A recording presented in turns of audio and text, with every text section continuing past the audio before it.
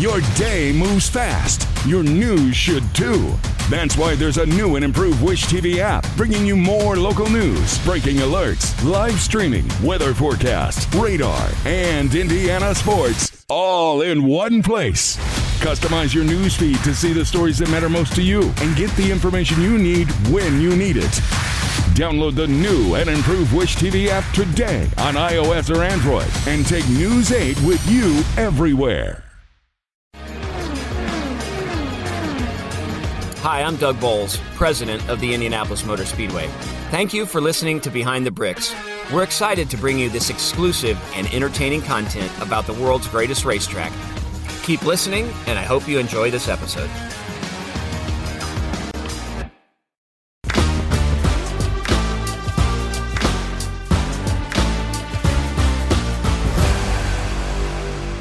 Hello race fans, and welcome back to another episode of Behind the Bricks. I'm Michael Kaltenmark, Vice President of Marketing at Indianapolis Motor Speedway, and today we are outside the great Brickyard Crossing because it's warming up in central Indiana, and that means golf season is here. It's opening weekend at the Brickyard Crossing, so why not book your tee time between now and through the fall? Let's go see what changes you might find around the course if you do.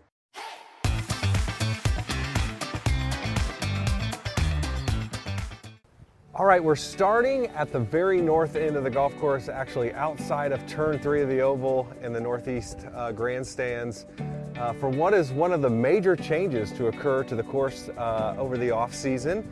And in fact, we're standing on a brand new tee box yet to be finished on hole 14. I'm joined by Philip Fisher, our superintendent of the golf course. And Phil, what necessitated the change here on hole 14? Hi Michael, thank you for coming out. We're glad to have you today, showing off some of the awesome work that our crew has done this year. So when we started the planning process, we were kind of looking at really 2-3 major factors that led into this. If you've been out here before, there used to be a retaining wall, a railroad tie retaining wall from when Pete Dye designed the golf course, and that was starting to fail. So that was kind of the first issue we had. Second issue we had was this is a short par 4, limited tee space, a lot of divots. If you ever came out here, I know you don't ever take a divot, you hit the ball clean and right up to the green every time, but not everybody golfs like you. And so it was a limited tee size, lots of divots. And we did, we moved some mounds around, moved some landscaping beds around, brought it up a few feet, and then we brought the tee box a couple feet over to, if you're playing the hole, a little bit to the right, but no major changes overall. It's kind of rebuilding or repurposing the land that was already here. We always want to make sure that any work we do out here, we're respecting Pete's wish. He's the architect on record for this golf course, and anybody who plays this golf course, the first thing they say, that is a Pete Dye design golf course. And so, a lot of this work here, we're kind of in a unique situation. We do a majority of this stuff in-house. We rarely outsource, our work. But also, we still have some kind of Pete's underlings, understudies. Chris Lutsky, Tim Liddy, they come out occasionally, and we bounce ideas off of them and kind of get their input on, hey, what are you seeing here? What do we need to be looking at? And so we can kind of follow that mindset and that model. That's really cool. Well, as you're teeing off, you hope that, you stripe it, you hit the fairways, but you also maintain a lot of beaches out here, and you might end up in a bunker. There's been a lot of bunker work going on. We're gonna head over to one of our other holes and check out some of that work.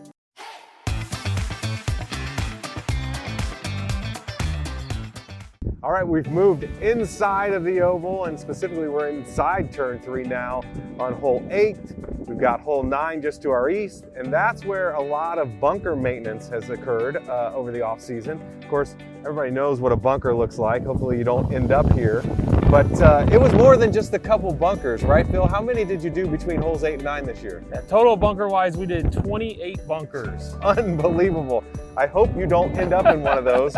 But if you do, then understand this. There's a lot more that goes into it than just replacing the sand, right? Yes. There's more than meets the eye. What's going on with these bunkers? Yeah, so just like we talked about on the tee box, these are engineered for success.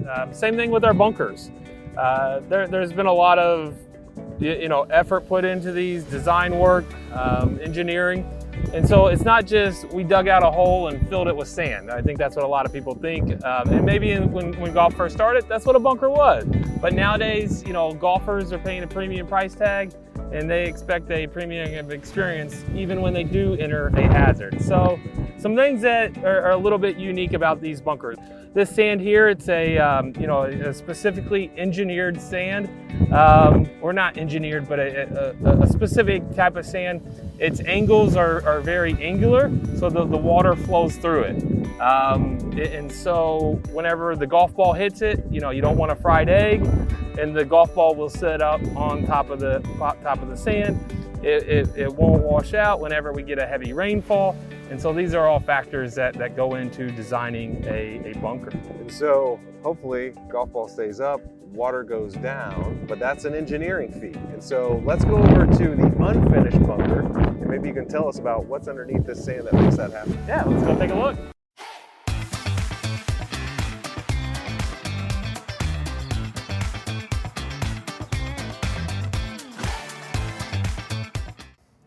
Okay, so we're inside one of the last bunkers to be finished, specifically hole 8, part of the Founders 4, inside the track. 28 of these things. We're down to one of the last ones, and we're not standing on sand. And in fact, I think that's strategic because, you know, if you didn't do this right, this wouldn't be a beach, this would be a lake that we'd be standing in.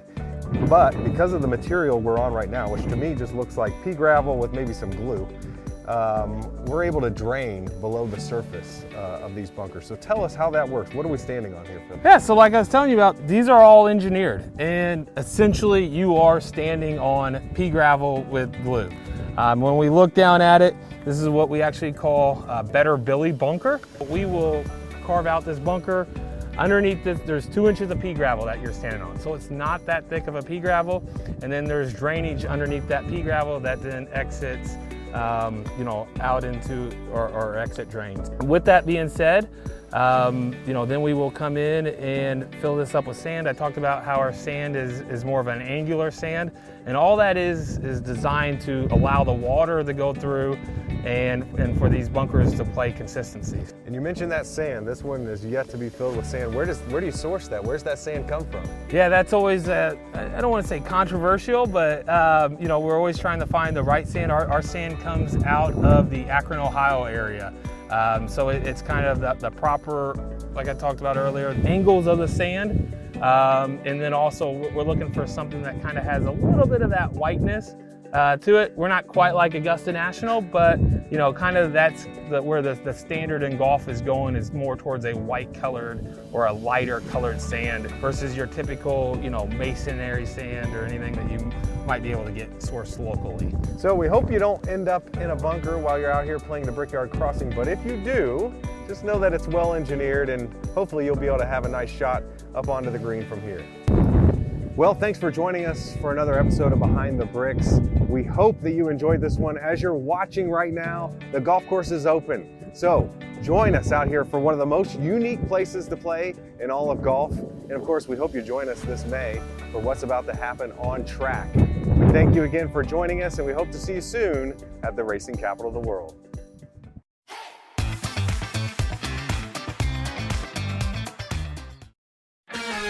Thank you, fans, for listening to this episode of Behind the Bricks. We look forward to bringing you more exciting content about the Indianapolis Motor Speedway soon.